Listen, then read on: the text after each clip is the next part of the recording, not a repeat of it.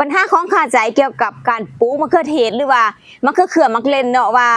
อันมันบ่ค่าเบาแบบนี้เนี่ยมันจะปลูกได้บ่เนาะเบี้ยที่เกิดจากธรรมชาติ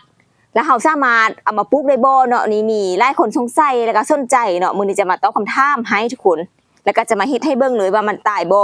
เพราะว่าหลายคนคุ้นชินเนาะในการเพาะกาเม็ดเพาะกาเมล็ดแล้วใส่เบาเนาะใส่เบาหั่นน่ะแต่ว่าตัวนี้มันก็จะธรรมชาติที่เฮาเซตอาหารที่เฮากินไปหั่นน่ะเนาะเฮาล้างจานล้างถ้วยจังซี่น่ะแล้วมันก็เกิดแล้วเฮาหันเสียดายนะโอ้เบียร์มันงามเนาะสิน่ะเฮาอยากมาปลูกคือคนสามารถปลูกได้มื้อนี้จะมาสาธิตให้เบิ่งเลยว่าปลูกจังได๋ตายบ่เนาะ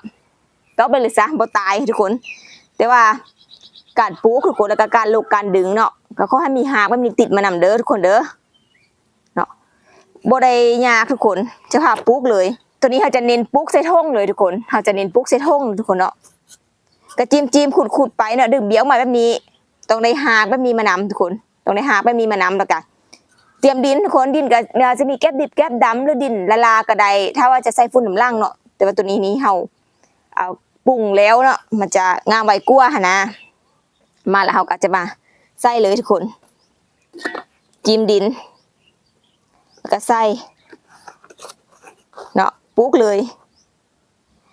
ปลูกธรรมชาติสุดๆทุกคนแล้วตัวนี้เนี่ยเฮาบ่ฮู้อีกได้ว่าพันธุ์ยังเป็นพันธุ์ยังมันจะมีมักเล่นมักเขือมักยังปนกันหลายอันเนาะเอามาลุ้นกันเอาว่ามันใหญ่มาแล้วมันจะเป็นแบบใดทุกคนแต่บอกเลยว่าบ่ตายเด้อทุกคนเด้อเฮาก็จะเริ่มปลูกไปเรื่อยๆเลยจนแล้วเนาะ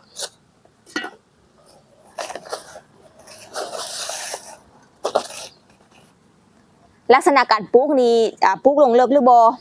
ก็บ่ต้องลงเลิกเด้อทุกคนเด้อเอาเพียงแต่กบตัวนี้เนาะกบหางมันขึ้นถึงน้อยนึงเนาะบ่จำเป็นต้องลงเลิกแล้วเฮาปลูกติดแล้วเฮาจะมีวิธีขั้นตอนอีกตืมเนาะที่ให้มันเป็นมากลายมากดกทุกคนเนาะแต่ว่าเอาทฤษฎีตัวนี้ไปก่อนว่า